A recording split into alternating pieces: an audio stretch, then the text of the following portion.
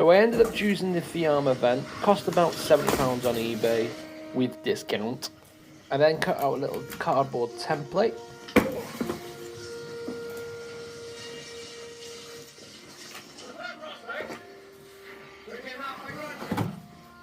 So once I did that, I had to cut this wood and put it into a square, so that would go on the inside of the van, just to hold it in place so it doesn't blow off in the wind. And it was an absolute nightmare. I hated it. I did it twice. Right. So far, drilled 3 holes and then the drill died. There's a reason why I've not been filming this that much, and that's because I've just been getting absolutely frustrated with this. Everyone makes it look so easy on YouTube, and it probably is, but for whatever reason I am having no ends of trouble with this.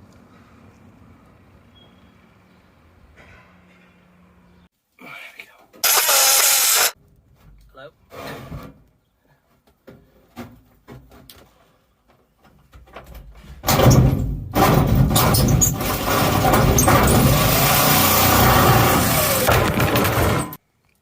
Right, God, I don't know if you can see that, but finally got through.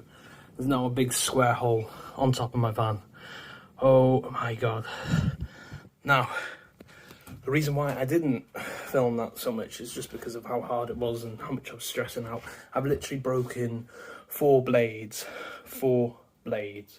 trying to get that open, and I'm pretty sure that's not normal, you know. I don't think that normally happens. I'm sure I've heard people say it only takes about 2 hours to do this as well, which is, I mean, I'm amazed if somebody's managed to do that in 2 hours, but for me, it's probably taken around about 4 hours so far, and I've not even got the bloody skylight in yet, so I don't know. There must just be really, really good, and I'm just really, really crap at this.